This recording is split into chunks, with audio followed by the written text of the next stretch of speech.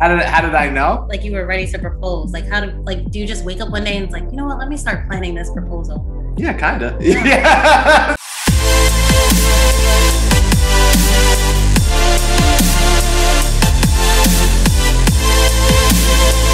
Hey everybody, it's Joshua Fequiere. And my name is SueAnn Fequiere. And we want to welcome you to the F.I.R.S.T. So today we are continuing our segment with What's Your Love Story. We're so excited to have this beautiful couple with us, Charles and Delores Farmer. And we're excited to hear their love story. Yeah. Hi guys, welcome. First, we're so excited and happy that you're here with us to share your love story. And we're excited to just hear everything. I love hearing love stories up into the wedding and just everything. So we're so excited. Absolutely. And so as we told you all before, we have none other but Charles and Delores here. And we want to just kick it off with the first question so that the people get to know both of you a little better. So if you guys can let us know, so how long have you been married and how did y'all meet? Oh, so we've been married. We always forget. It's so bad. What is it? Yeah, 8 months. Okay, so we're still in the month, so we just keep forgetting how many months exactly. But 8 months strong. Let's go, yeah. What day did you get married? We got married June 25th. Yeah, 2020. 2020, Okay. and we were actually supposed to get married this June. So I think that's why we keep getting thrown off. We got married a year early. Okay. You know, the whole pandemic, and we wanted to be able to move in together. No judgment for people who move in before marriage, but that was important to us to just kind of be in the same place. And then Charles was like, all right, we're going to do that. We got to get married. And I'm like, what? But we've been together for 9 years. So it wasn't, the transition wasn't as tough as we thought it would be. Okay. Because there was that baseline there, and a question that kind of comes to mind just really quickly before we find out how y'all meet is, but you guys got married during the pandemic. Yes. Yeah. So how was that? What was that experience like? So I think for us, I thought it was and kind of looking back on it now is that we kind of took a step back and realized that the wedding, it's all great, like the ceremony and the party, like all that is great. But the most important thing is like building a marriage. And, at the end of it, doesn't really matter in what manner that you get married, whether it be at a courthouse, whether it be in a huge venue or in your apartment, where that's where we got married. Like as long as you are, have a marriage that's built in God and built in trust and communication, like that's, all that matters. And for us, we kind of thought, we don't know where things are going to be at in a year. For me being in a position, I really wasn't that optimistic that we are going to be in any place at all to be able to hold the type of wedding that we wanted to. So I said, at this point, why don't we just, get married, start our lives and start building, our marriage. And then whenever it's safe, that's when we can come together and celebrate with our families. Yeah. And, on the other side of the coin of that, for me, sometimes it can be lonely. Like, when it comes to just us, like we're good, our little bubble, our household is good. But a lot of times, for example, we bought this house and we were sitting on the dining room table the other day and Charles was like, what good is this if you can't share it with your family and friends? And so I think that's the downside of not getting married around people, or not only not getting married around people, but not being able to experience marriage around your loved ones and your friends, to be able to come over, laugh with. So that's like the one aspect of our marriage that we're not familiar with. We don't know what it's like to have other people in the house. It's like good and bad because we get to just be here. But then the downside of it is we don't get to like really explore what marriage is like around other people without it being virtual. Yeah, absolutely. I have a question for that. Is that because it's COVID, or do you just live away from your family? Both. So I'm from Connecticut. So my family's in Connecticut and then other parts of the world, because I'm also from Ghana. His family's kind of spread out too, but his parents are in Jersey and we'll see them, but we're masked up. It's kind of like, hey, bye, drop off the food, peace out. So our family, our families have taken like the COVID restrictions like so, serious, as we should. So we haven't really seen anyone in person. Yes, okay. Well, the reason why I asked, because Joshua and myself, when we first got married, we were in Tallahassee away at school. And in Tallahassee, we were the only ones there. Like, Everyone moved away, and we ended up being there, just me and him, no family. I got pregnant and we were there. So it was such a good time for us because it really allowed us to depend on each other, rely on each other. And for those foundational years, it really helped us to bond and be strong. That's why I was asking. Yeah, that was something we did find too, because we kind of talk about it now. Because now we're both like, honestly, my family is probably 5 minutes one direction, and Sue's family is 5 minutes in the other direction. And I said, you know what? As much as we missed our family, I did appreciate the foundational years of being married, because we really relied, if there was a challenge that we faced, balancing school and work and everything else, it really helped us to rely on each other instead of taking things outside of the marriage to someone else. So we learned how to solve problems together. And then we moved down, our son was probably 2 months old, 3 months old. Then it kind of, we were able to, like, you know, you got what y'all looking forward to, experience marriage, but, you know, in the midst of others. But it's just those foundational years did really help us, because I'll go to Sue before I go to anybody else. We had our backs against the walls, you know, that was. Yes, it's definitely a blessing in disguise to just have each other, because like you said, it's that foundation, those foundational years. And in marriage counseling, we learn you don't want to be telling everybody your business or relying on other people before you rely on your partner. Absolutely. So it's forced us to put that in practice. And I'm glad that, as you said, when we're finally in the midst of other people, we'll know, like, you know, like, well, you know, don't mess with my husband, you know. My husband. Right. So it's definitely a blessing in disguise. And we're friends, so it helps, you know. That's beautiful. Yeah, I love it. That's the best part. I love it. I think we always say that's the most important ship to a marriage, is a friendship before the relationship. That helps. So I hope for anyone who's watching and they're contemplating, you know, if, you know, should we go ahead and get married? They want to be together, or should we wait, you know? And then, you know, even Charles provided some insight as a physician. We're not sure when we're probably going to be getting back to normalcy. And so, but you guys went ahead and did it. You followed your heart, and we love you. I mean, you guys are locked arms as we're talking right now. Yes. And if someone is watching, wondering, definitely just go and do it, because at the end of the day, like Charles said, like, your marriage is about the two of you, and waiting for the party, like, you can have the party anytime, but I definitely don't regret starting our lives together sooner than later. That's so good. That's so good. So with that said, how did y'all meet? Tell us. You go for this one. I was gonna say, you want to tell your version? I'll tell my version. Okay, all right. There's always two versions, right? I remember meeting Charles during my freshman year of college. He was a sophomore. We were in the same scholarship organization. So he was a biology tutor. So I was majoring in biology at the time, not anymore. I guess your tutoring didn't work for me. Oh my God. But I was like, oh, you're a biology major, you're a tutor, can you help me? So that's when we started building the friendship. But I didn't see him in that light until maybe my junior year of college and his senior year. And it was really only because I was dating all the wrong people. Even though I had a vision of literally what I wanted in a husband, I would describe him. But the reality of it, I just didn't know what to do with, you know, someone without mess, you know, someone without drama. So I would always avoid it. But one day I was talking about a heartbreak with a friend, and Charles walked in, and I used to call him fiance just for fun, like, hey, fiance, bye, fiance, but just jokingly. Yeah, he was in the friend zone. And my friend was like, you always call him fiance, like, why don't you actually just take it serious? And I was like, Charles, no, he's too, like, innocent.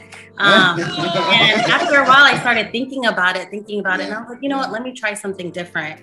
And for me, that's how it started. Yeah. What about you?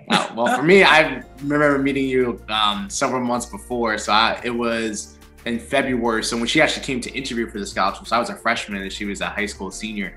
And when she came in and she told us she was a biology major and she was looking good that day, I was like, oh my God, thank you, God. Yes. You know, this beautiful Black woman, and she wants to be a doctor too. Yes, this is it. That's how I remember. That's how I remember. And then he looked on Facebook and saw I was like in a relationship, which I don't even remember to that. But so I was like, oh well, that's it. Like, oh God, I guess. Isn't that so interesting? How Charles, you saw her from like way before, and Dolores was just like, and this was like a year after. So when you found out that he saw you from your freshman year of high school, your senior year of high school, I guess for doing the application, he said, yeah, that story, and what was your response to him when you found out that he was like already checking you out? I still sometimes don't believe it, which is funny because I'm like, oh, you checking out me, you're a freshman, checking out anybody. You thought everybody was cute. I don't believe like that's how he really felt, but yeah. So were you just being patient, Charles? When you were around her, and then she started calling you fiance, so I'm sure that probably was like, oh wait a minute, But I was. Yeah. I feel like I was. I feel like I was just like, okay, you know what? She's always going to be kind of in the, back burner. Like, I think I'm going to have a shot at some point. So, because I really didn't, part of it was just because I was just so focused on my studies. Like, I didn't really date anyone in college. And I don't know, maybe that was just Laura saying, like, I got someone for you. Like, I'm not even going to have you just get involved with anybody else. Wow, okay. But yeah, I don't know. I feel like I always kind of had her in the back of my mind that maybe one day I would have a shot. And he always thought I was, like, taken or dating someone else. And I think, I think sometimes I definitely trust God's timing, because I think if we would have hit it off like my senior year of high school, his freshman year of college, where my mind was at in those early days was I wanted to party. I wanted to, date other people. And my head wasn't in the right place for where he needed me to be. So I think if we would have started that early, I don't think we'd be together till this day. Because I think I would have, hurt, I don't know. I just feel like it just wasn't the right timing. Right. But by junior year, I was more mature. Yeah. I was really thinking of like, okay, I've been dating these people and it's not working for me. I want to be a wife. I want to glorify God. Like, how can I look at relationships differently? And I think that's when I was in a better mindset for our future marriage. That's great. I love that. And since we're talking about this, I kind of wanted to go into like, you're together and you're now dating, right? And at what point when you started dating did you start realizing, okay, this is the person that I want to be with? This is the person I want to be. When did that begin? For me, I felt like dating him meant that was it. So even though I wasn't like, okay, he's going to be my husband tomorrow, I felt like this is it for me. So I think that's probably why I probably dragged it along even a little bit later. Not freshman year, maybe junior year. Because I knew, being with someone like him, he takes a relationship very seriously and that we could grow into marriage. So for me, not that I'm like, oh, I'm in love, this can be my husband, but I just knew like, okay, entering a relationship with him, like, this is it, bye-bye everybody else. And I took that very seriously, but I think I still battled with what I saw relationships as, like the very toxic, with what I wanted and what I felt like God wanted me to have. I still battled with that. So in our early stages of our relationship, I would pick fights or just do different things to sabotage the relationship because a part of me still believed that I didn't deserve a healthy relationship. So I believe, I knew this was it, but I still was like, is it? Like, let me go mess something up. Yes, thank God for your patience. Yes, that's really, that's awesome. So Charles, what about you? I think for me during that, and I guess it's kind of like the second chapter, is like the long distance aspect of it. So when I graduated, because we were a year apart. So when I was a senior, I graduated and I went to Hopkins for med school. So I was in Maryland and she was in Jersey for a year. And then when she finished undergrad, she moved up back to Connecticut. Or even further. Yeah, so we were long distance for like several years. And I think for me, just seeing, her patience with dealing, because long distance is not for everybody. And like, I mean, and ours was 6 years. So maybe the first year you're like, oh, okay, and then year 5, you're like. and I was hoping, like, if I wasn't a doctor, like I could be like a heck of a travel agent, because like I had her on buses, trains and planes, and like based on my schedule, like we would probably see each other maybe like once every like other month. just because of like the nature of like how med school is, and and her doctorate studies as well.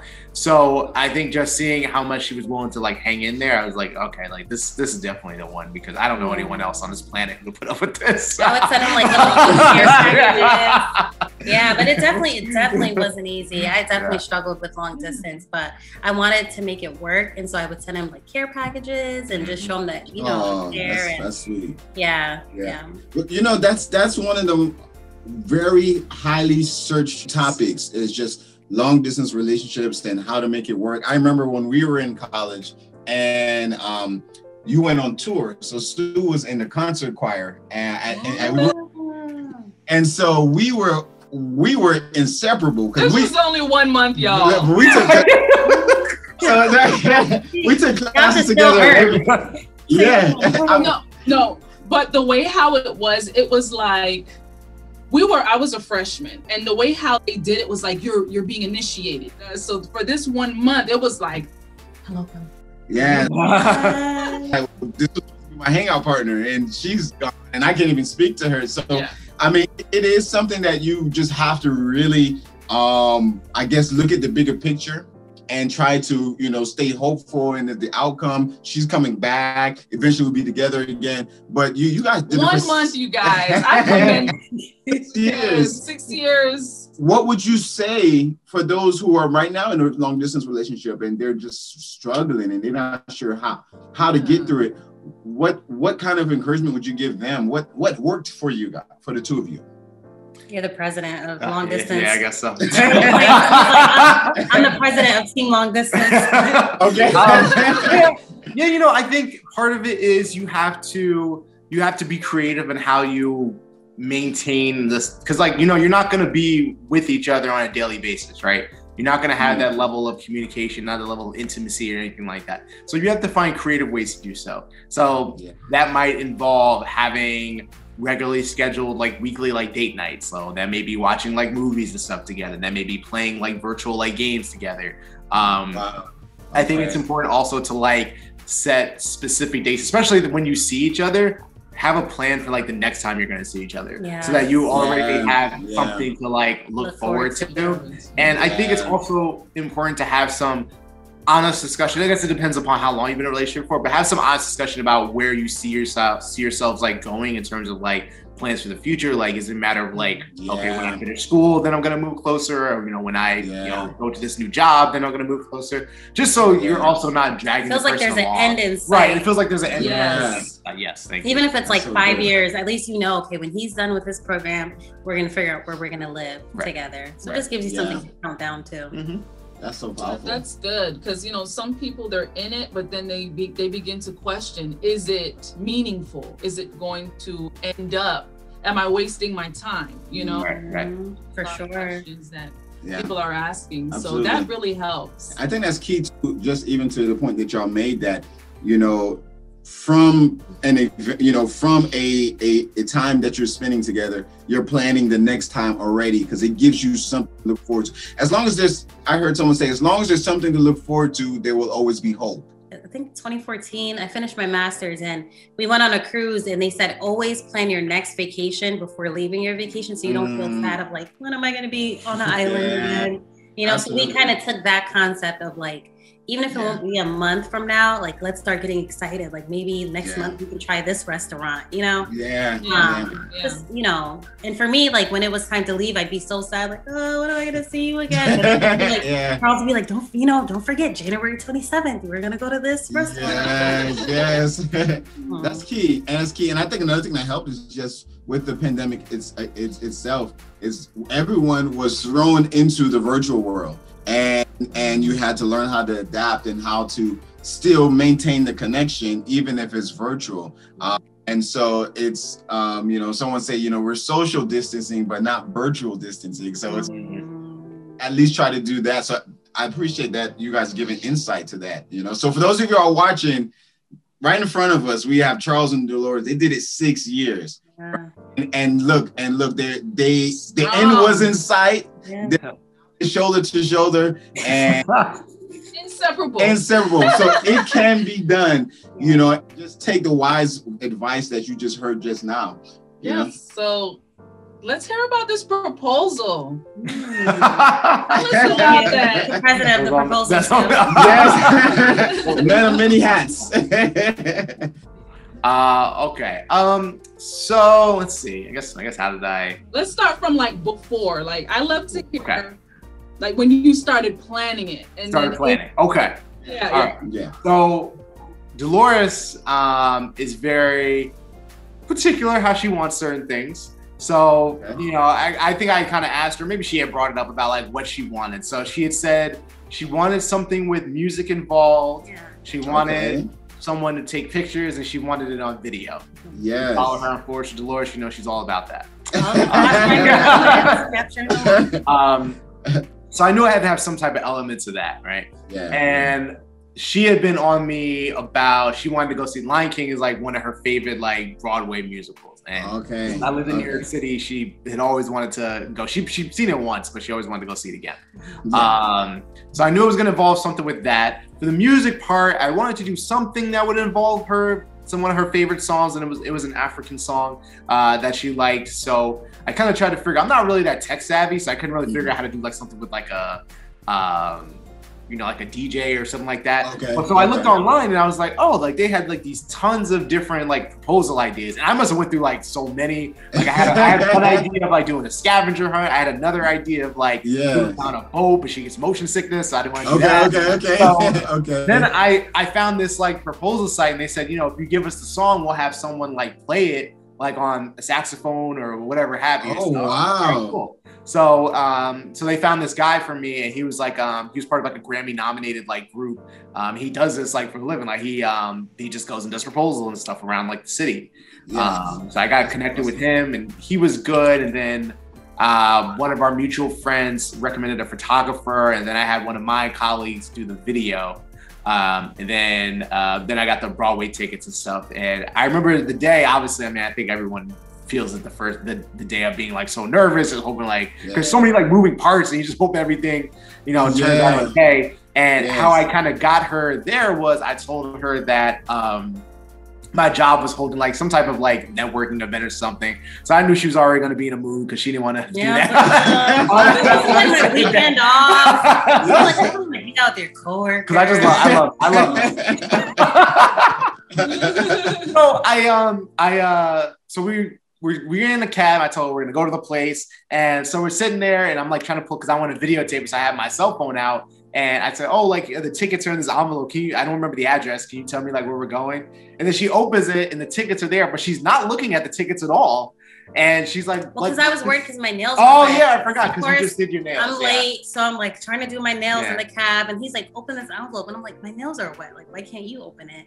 And I open it, and I'm like, my nails are wet. And by the third time, because I really started to change my mindset of like, if something's important to him and he's asking me to do it, I need to do it. So the first two times, like, no, my nails are wet. But the third time, I'm like, all right, this must be this envelope. For some reason, his hands can't do it. Let me just open it for him. And I think to me, that was like a testament of me starting to be ready for marriage, because I didn't continue that fight. I was like, okay, obviously it's important to him. He asked me 3 times. Let me open it. And I did. And I saw the Lion King stuff, but I thought it was just like newspaper advertisements. So I'm like, where are the tickets? Newspaper clippings. Yeah. So I was like, where? So what is this? How did you know you were ready to propose? How did I know? Like you were ready to propose. Like do you just wake up one day and it's like, you know what? Let me start planning this proposal. Yeah, kind of. Yeah. I mean, I think at a certain point, our comment was just like, we've been together for a while now, and things have been going well, and I think it was just time to just start thinking about the next stage, But yeah, I mean, I wish there was like I could tell you one lightning moment, but no, I just kind of woke up. I was like, I think it's time. Oh. Yeah. you just knew. You just know. It's funny. I asked that question to my brother-in-law, who was married, a couple years before us, actually Sue's brother. And he said that to me, and I was like, that's the same thing they say on TV. He's like, you just know. I'm like, but that's what they say in the movie. That's an elaborate story. Yeah. But you know what? It's, to Charles' point, it's true. You just know. It's like you can almost, I can say, you can't imagine life without this person in it.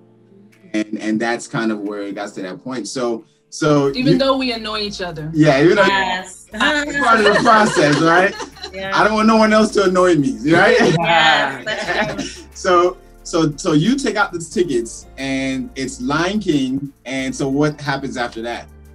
I was like, when he finally said, "We're going to Lion King, babe," I was like, "So we don't have to hang out with your coworkers?" Oh my God. And then I had to hear about that for a week at work. But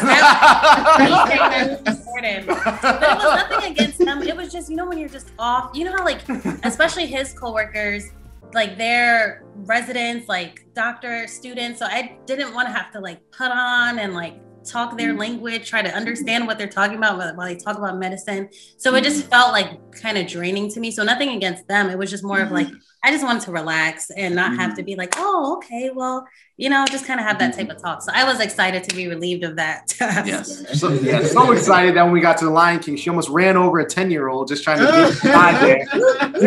I was like, Delores, you're a little kid. I'm like, well, they better run up over here faster. I'm excited. That's hilarious. So, you guys go ahead, continue. Yeah, so we went to the Lion King. It was a good show. We went to dinner. We went to Red Lobster. We like Yes. That's our spot too. I don't know why people say things about Red Lobster. I love Red Lobster. I love Red Lobster, man. We here. Exactly. So then we did that. And then this is where the kind of the panic set in, because the everyone else was in place except for the photographer. The photographer was like running late, and like kind of like because the apartment complex I live in is like right on the water, and it's like its own kind of like neighborhood. So it's very big. So if you don't really know your way around there, you could easily get lost. So like my videographer is trying to help the photographer. So and I'm trying to stall at the same time. Thankfully, she didn't ask any questions. I'm like, oh, why don't we go walk around this like park here for a couple minutes? For some reason that day, I was like on chill mode. I was like, sure. But I think again, I feel like just relieved of like not having to be, on. And chill. So I was like, all right, you want to walk around? That's cool. Yeah. There was a point when we went to Lion King, I was like, I wonder if he's gonna propose, because we don't do dates that much. Especially when I saw how like close to the stage we were. I'm like, Charles, usually, nothing up there. I feel like you can see it just the same. So when I saw our seats, where I'm like, is he gonna propose? But then like I figured like maybe he's just trying to do like nice date leading up to it, just to kind of trick my mind. So once we got to Red Lobster and we're just like chilling, eating dinner, it didn't seem weird anymore. I was like, I put my hair up. I was like, yeah, probably not tonight. Okay. But yeah, then we made it back. Everyone was in place, and then the musician started playing the music. Then I got down on one knee and proposed, and she said yes. Yeah, it was beautiful. That's beautiful. Did you cry? I did, which I was surprised. And it was like a feeling I never felt before. Like, I wasn't like boohoo crying, but I just like couldn't even like take it. Like it was just such like in a rush of like feelings. I just couldn't even take it. It was like, just stop talking. I can't. What's happening right now? Yeah. That's awesome. That's beautiful. And so you guys, the engagement happens. And by the way, is that footage available, or is that just like in your personal vault? It's on YouTube. It's on YouTube. It's on YouTube. You gotta go check that out. Yeah, so you guys check that out. We'll drop the link below if you want to watch it. Check out the YouTube. Check out the proposal. I'm sure it's beautiful. I see it myself. I'm in saxophone. There's a saxophone player there. I'm sure it's beautiful. So you guys. Here we go. We're engaged, and now we are planning the wedding. What kind of challenges did you face trying to balance? We were planning our wedding, and then we are also balancing life. You guys touched on it a little bit with COVID, and you decided we're going to go ahead and do this anyways. Yeah, and our wedding, our like big wedding, was already like halfway planned, because we're like planners for the most part. So we started planning, even though we knew we wouldn't get married for 2 years after being engaged. After that, like the first 6 months, we already had the venue, we already had photographer, videographer. I think we started searching even before I proposed. Maybe like a couple weeks before I proposed, we even like just started like looking up venues. And I would say that's probably the toughest balance, is that like, because a lot of these like venues, like when they do like their tours, like they usually do it like during the daytime. So it was pretty much like whenever he was free, we were trying to squeeze it in. Because my schedule's a little more flexible being in the ER, so like I'll have like random days off during the week. But for her, it works like, you know, all 5 days. So I'd have to leave a little early. Right. Okay. So that was kind of tough balancing that, you know, figuring out your finances and expenses, because it's kind of like the first time where you actually like talk about like combining like for that, and then like who's gonna pay what, right, and then also family and culture. Like I'm from Ghana, and we have a whole cultural ceremony. We call it the traditional wedding. You know, Americans may say like the traditional wedding is this wedding, but for us, that's the traditional wedding. And then the white wedding, not white people, but like white dress wedding.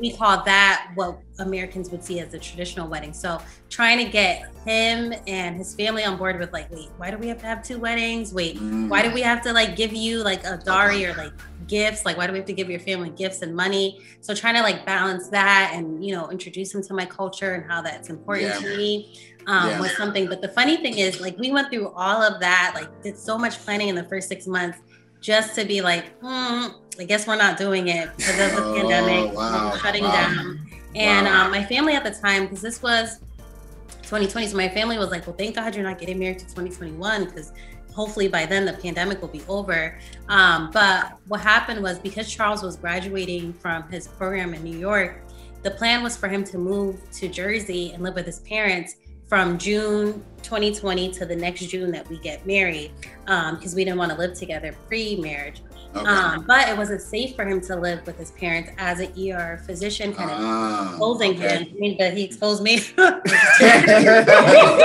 know, being a younger person, at the time we were hearing like, if you're a younger person with no health problems, like if you by chance got exposed, it wouldn't be as bad. So, you know, we just didn't want to expose his parents who are older.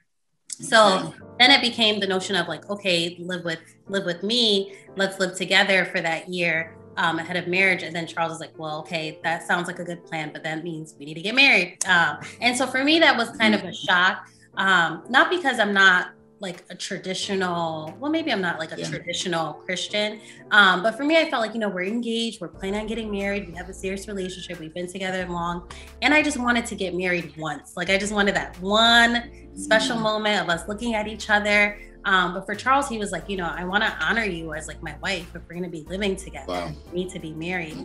So having that tough conversation, I remember talking to my dad, and my dad was like, what? If he wants to marry you sooner, if he has a man to commit to you sooner, he was like, go for it. He was like, because it's different, like as a woman, unfortunately, you know, now I'm kind of generalizing, but typically we see women like pressuring men, like, when are you gonna marry me? If you know. No, it's true. And my dad was like, since it's the other way around, like you need to go for it, you know? And so I took his advice, and honestly, it's the best decision. That's awesome. And there's times where I miss, like, you know, am I going to be able to have that grand wedding, you know, or not even just the grand white wedding, but the traditional wedding, which means so much to me culturally. Like, am I going to be able to experience that? So I still have those moments where I get sad, but in terms of being married and having our relationship, like, I'm so happy with that. That's awesome. Great. And that was actually my next question. Did you all start planning something else, maybe like a couple years down the road, just so you have that big wedding with the family and everyone, you know, eventually when all of this is over, COVID and all of that? Yeah, so our plan right now is 2022, but you know, we kind of decided that, you know, if it's still not safe at that point, then we're just gonna let it go. Maybe 10 years down the line, maybe then we'll do something. But you know, for us, like, you know, I don't want to say it's not a huge deal. I mean, it's definitely important. So I think you know, a lot of people look forward to. But at the end of the day, it's like, you know, like I said before earlier, you know, the marriage itself is more important. And we just don't want to put anyone in a, you know, unsafe environment. Like, that's more important. Absolutely. And you know, those big weddings are cheap, and so the biggest thing, as much as I wanted to have it, is like, I'd rather have it when it's safe and when people can just have fun. Like, if you're gonna turn up, I want to get our money's worth, but I don't want to have it when things are still weird, and Yes. I have family who either say they're gonna come but don't come because they, you know, they don't feel safe, or family that comes but then leaves right after the ceremony because they don't feel safe to party. So I'm like, when we have it, when we spend that money, like everyone's gonna stay and have fun and feel safe. Everybody gonna do their thing. Eat your food, stay and eat. Yes. Have a good time. So hopefully it's 2022, but if not, we'll let it go and maybe do like a 5 or 10 year thing. What I love about the both of you, and I think this can really help those who are watching, because what we're talking about now is this is something that's common. You know, the pandemic showed us that sometimes we can all be in the world, but then also in our individual worlds. And when the pandemic hit and it was just so widespread, it's like we're all dealing with this. And so this has this, you know, conversations like this and balancing life and how it's impacted by the pandemic. What I love with what the two of you do is sound like you guys, the two of you talk through a lot of things. And I think that's really big for people who are watching, because sometimes you can be together yet distant because you're not connecting on that level. We're not checking in with each other. You know, we may not see how things are impacting us. And so you're planning a wedding. There's certain expectations you have for the wedding, but then it looks like it may not be able to do this. What do we do now? And so, you know, Delores, you said we had to have, you know, it was a tough conversation, but we had to have a conversation. So how much do you two value, or do you even, is this something that just happens naturally, or are you intentional about sitting down and talking about things? And just making sure that everything's always in the clear? I think it's a little bit of both. I think it depends upon the topic. Like certain things I feel like will just come across naturally, just because, you know, like Delores was saying, that, you know, we're good friends and, like, you know, just kind of just come up. But there are certain things, like, for example, finances, that I think we're a little more intentional about. Like Delores would be like, hey, like, okay, at 7 o'clock, we need to have a business meeting. Yes, let's go. Because I know he doesn't like to talk about finances, so I'm like, I gotta like. I have to mentally prepare myself for that. It's true. I actually learned how to communicate from Charles, because, you know, I grew up not that I wasn't able to communicate, but we just didn't have difficult conversations, and when we did, it would just go left. So we would just avoid just talking it out at all, or I would shut down because I knew I couldn't express myself without being seen as like disrespectful, or, you know. So whenever I was upset with Charles, or if he was upset with me, I would just shut down and feel like I can't talk about it. I don't want to talk about it because I didn't know how to express myself without it being negative. And so when I would just shut down, Charles would be like, it's okay for us to have a tough conversation, like couples. Yes, that's so important. And he would remind me, like, my parents have been together for 20 plus years. Like, they argue, but they stay together. And for me, I saw like arguing and tough conversations as like, oh my God, I guess this means we're gonna break up. So in our early days of our in our early days of our relationship, like, I would be quick to be like, you know what, fine, I'm done. Because I just felt like, let me leave before he leaves me, because that's just how I saw difficult conversations happening usually end. You know? And so luckily for Charles, he's like, you're not going anywhere. Let's have this conversation. Charles said,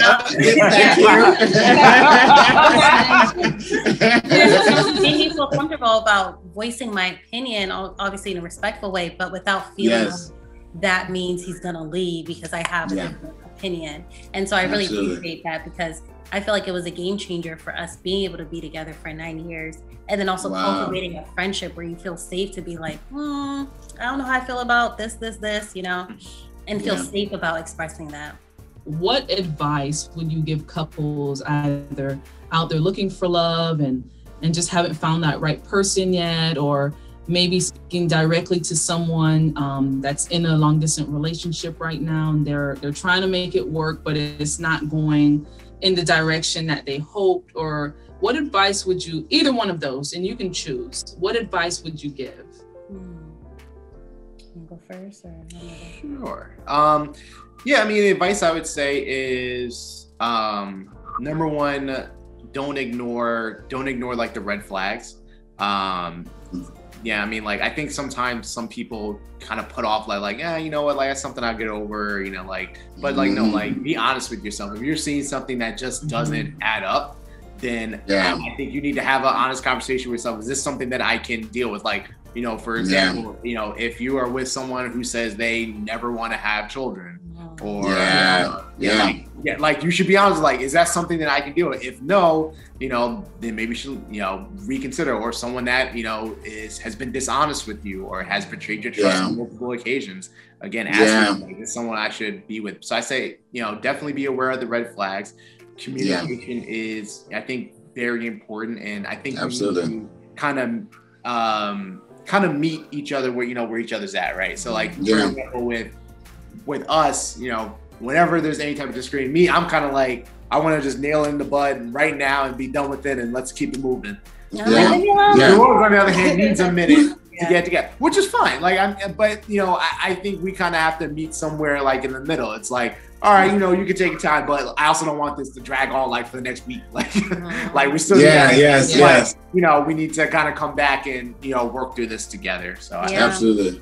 Yeah, I just want to piggyback on the first one with red flags. I think that is a major one for couples, and I think for us, and we're still new in marriage, so I often say, like, marriage isn't hard, life is hard. And I think for me, like, we can genuinely say that right now because we're friends, and so we oftentimes try not to fight against each other, but like, hey, we're a team, like whatever we're fighting isn't necessarily our marriage, but it's like a life stressor. And I think if we're tackling those things in the relationship phase, those red flags, those issues, like even if someone betrayed your trust, your partner betrayed your trust, have you guys went to therapy or coaching to tackle it? When you bring that into marriage, that's when marriage is hard, because you guys don't know how to communicate and work through things together. So true. So that's a big one. Like, before you get married, work out your things, and other things will come up, but at least you'll have the tools on how to work through them, you know? Absolutely. I think it's such a good takeaway, and especially for everyone who's watching, is that really that communication, it really, it's kind of like we taking the lid off, we're exposing it, and we're dealing with things, and we're finding out what's a non-negotiable, and we don't know any of this if there's no communication going on. And that's something that you guys value. That's something that Sue and I value as well, because you look at right now, just in relationships, you know, the divorce rate is high, and it says, okay, the top reasons is finances, is trust, and is this. And the truth is, it may not be those things, like you said, Dolores, those stressors, just that they're not being dealt with. So there's a lack of communication in those areas. The two of you are very intentional about having conversations about finances, you know, and all these other things. So because of that, as friends, I love how you said it, Dolores. You said marriage is not hard, life is hard, and life can sometimes impose into marriage. And so that you're friends and you communicate,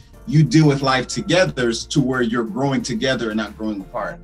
And so I think that's a very good takeaway. And we really, really, really appreciate, you know, the two of you coming on and just sharing. I'm certain just the transparency, there's a lot of people that this is going to help, whether it's from the long distance relationship aspect, whether it's the planning a marriage during COVID, you know, all this. So y'all have, like, you know, some achievements that you thank you. You know, we appreciate it. I mean, was there anything else that you all wanted to share that we hadn't discussed before we, you know, we wrap up? If not, no, I think that's it. But, you know, thank you so much for having us. Like, we appreciate your light. We can feel your light, and you know, I can't wait for the day we could all, like, you know, meet in person. So we definitely look up to you two as a couple as well. So thank you so much. We value you too as well. I mean, just, you know, the background for everyone watching, we were actually able to do a collaboration together because Charles and Delores hosted an event, and it was a beautiful event, and so you impacted us as well. And I'm happy that it's so interesting that in these times we're kind of forced to look outside of just who's right in front of us, and we get connections like this, you know, and so across states. And so we value the both of you, and we thank you for jumping on, and thank you for sharing your story with us today. And how can someone connect with you? I know you have the Flourish with Delores, what you're doing. You have the Facebook group. If you want to tell a little bit about that and then how they can connect. Yeah, thank you. Thank you for the opportunity. So if you are a millennial in a relationship that's working towards marriage, or you're already married, please, feel free to join our community. It's called Flourishing in Love under my brand, Flourish with Delores. It's a Facebook community. We plan monthly date nights. Everything is virtual, so it's safe. And it's just really important for us to be able to share healthy relationships and give other examples. Healthy doesn't mean perfect. So we like to give other examples of what it's like to be in a relationship, to be in love. And we're just really trying to make that cool, Yes. And so Absolutely. definitely you can, be there. You can follow me on Instagram at Flourish with Delores. Check out our YouTube videos. We have conversations similar to this. You can also check out the video we did with SueAnn and Josh and some other couples on a date night. And so that was just so soul-filling. Yes. So please feel free to connect, and Charles on Instagram, especially if you're looking, if you're either seeking to become a physician, you're looking for tips. Charles is always happy to, pour into people with their medical career or even other healthcare related professions. Absolutely. I forget your Instagram handle, but Dr. Charles Farmer. Yeah. Charles Dr. and thank you, Charles. We just all of our medical professionals in these times, and how y'all just are in there and the front line. We appreciate the service that you're doing, and so we really commend you. And for the wife, and of course, that holds it down. You're sharing your husband with the world, in these times, and so it's really just, it's a team effort, and thank you for sharing. So we're going to share your information below. Y'all please go check them out. You'll be blessed. And you have something else? That's it? No, that's it. So we thank y'all for joining us on What's Your Love Story with Charles and Delores. Please go check them out, support them. It's about positive movements, people who are putting out positive content. There's so much negativity out there. It's refreshing when you can find a source that's pouring positivity into you, and that's what they're doing on all aspects. So check them out. All right. So we thank you guys for joining us today, and we pray that you're blessed. Thank you. Peace, everybody. Bye now. Yes.